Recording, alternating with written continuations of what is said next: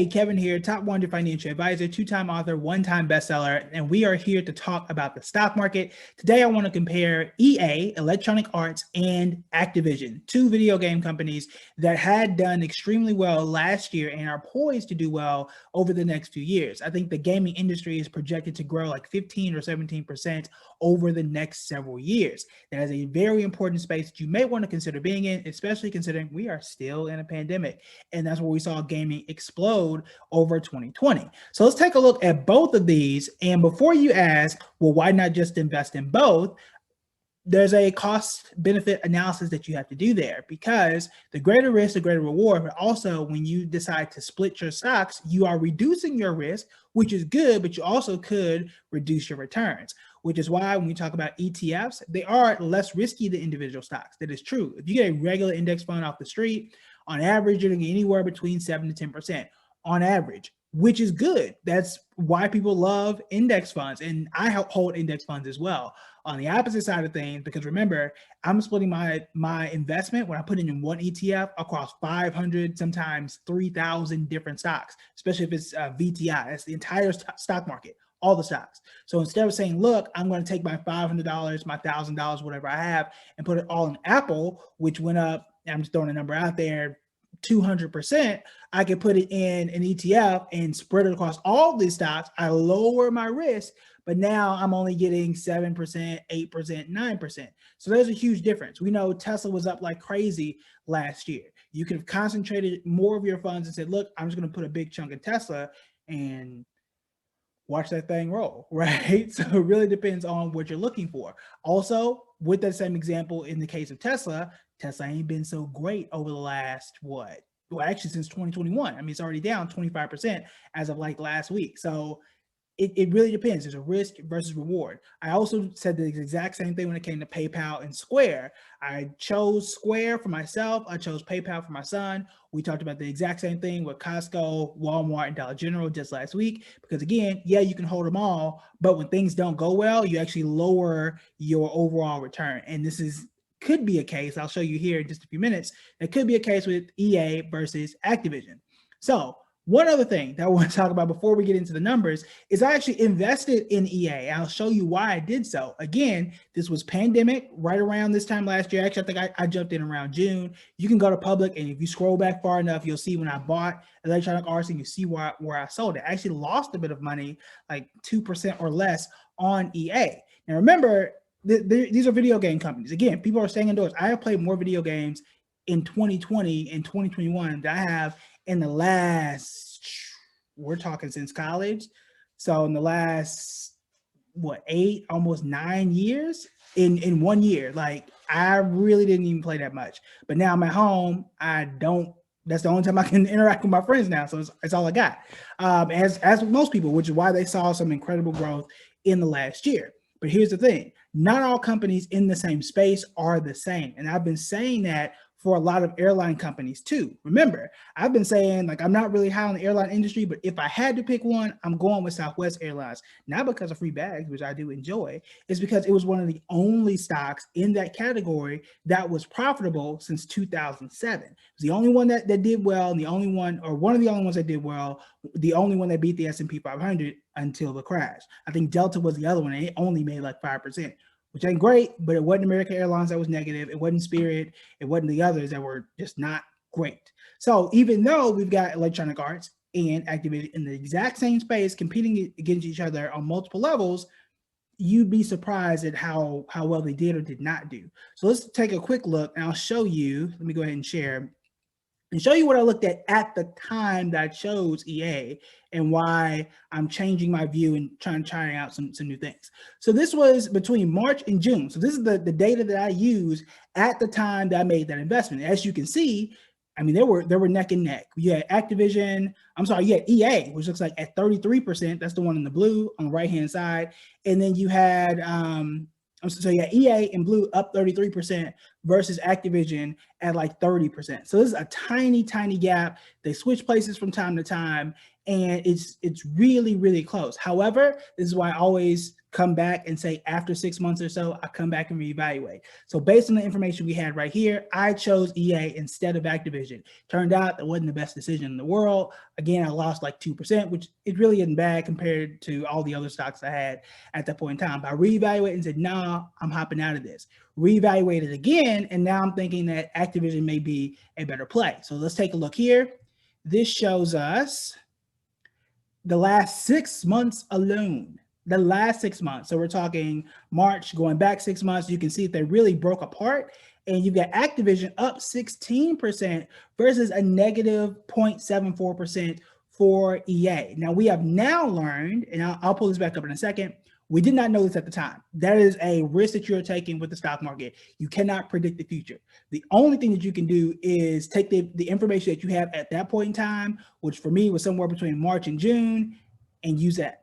That's all you got, right? I can look at all the past data, which is another thing. Past data doesn't always predict future results. It can help in some ways. You may be more right than you are wrong, perhaps, depending on what you're looking at, but teachable moment.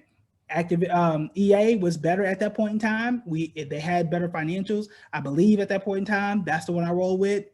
Didn't work out, right? Thankfully, we didn't lose, 10 or 15% or anything crazy. It was a small amount, no big deal. You erase the board and you start over, which is why I allow those 6 months reevaluation period. So I can say, look, let me switch this out. This didn't work. Let me just come back later, right? So now we know that based on what we've seen over the last 6 months, Activision has been better. Now we have new financials, and that's a good part of it too. We have more information now than we had then. So we know that Activision actually grew their revenue about 38%, if I'm not mistaken. I want to double check that on my phone.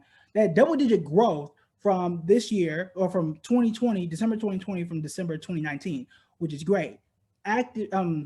EA did not. They actually lost 15%, which is not good, clearly. So I want to double check those numbers real quick for you because I don't want to give you the wrong information. I don't like doing that. So correction, Activision's revenue increased 52% from a year ago. So from 2020 to 2019, Activision increased their revenue 52%. Didn't know that back in June. Okay.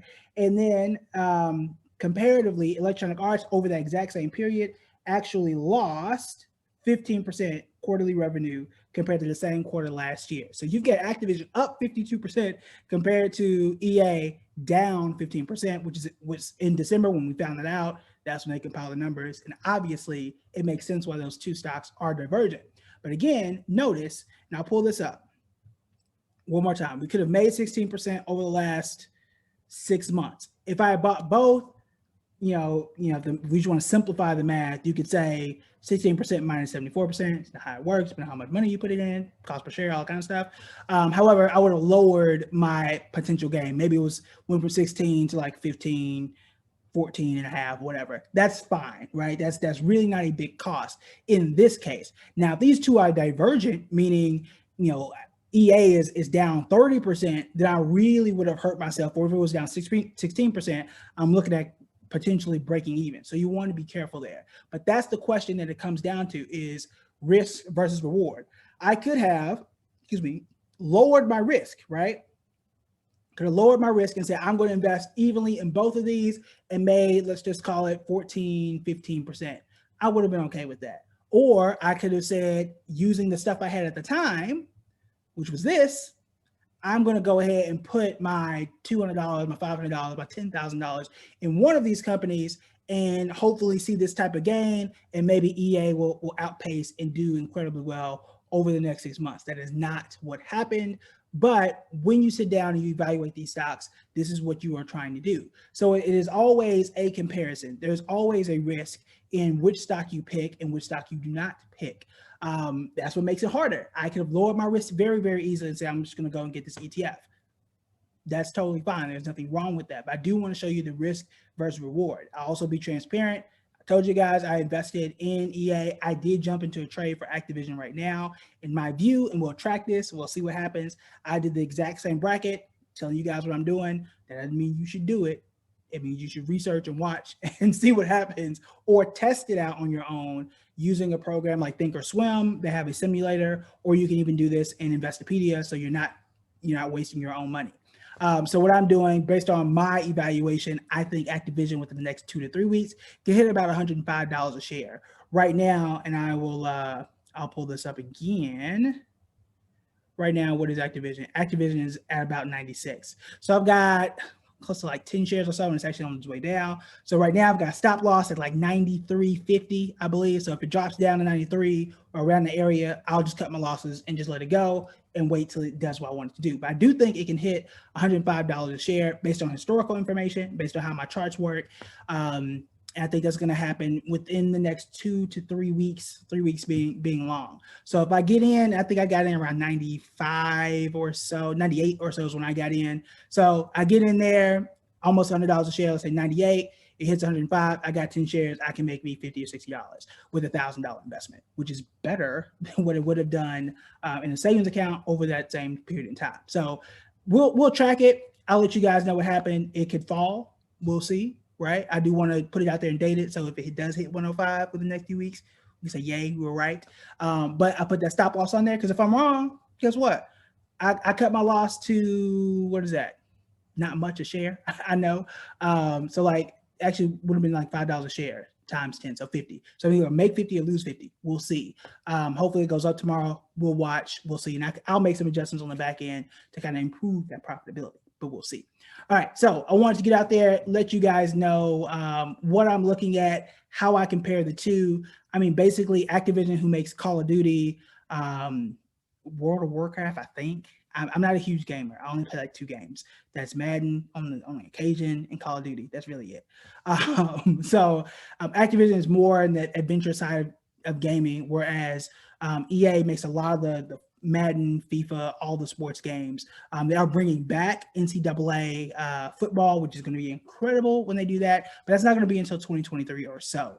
I would look at the stock then because I'm very, very interested about how that community is going to react to that new game. I will be first in line for that game as well. But again, I might let my emotions really get into that, especially when the product is not out. I will wait for it. We'll come back and reevaluate the stock and see how it does then. Could be massively better than what it is. It could be massively worse.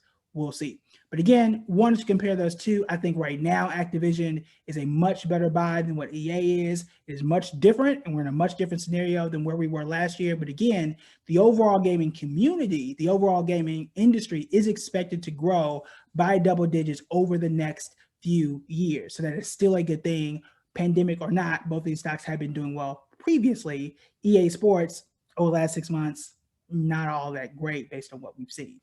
All right, so that is it for me. Let me know what you think between the two. I think this one's a little more obvious, but right now, I think Activision has some momentum behind it. Both have some institutional money behind it, which is pretty solid. You could argue that EA is a value buy. You can get it now for low.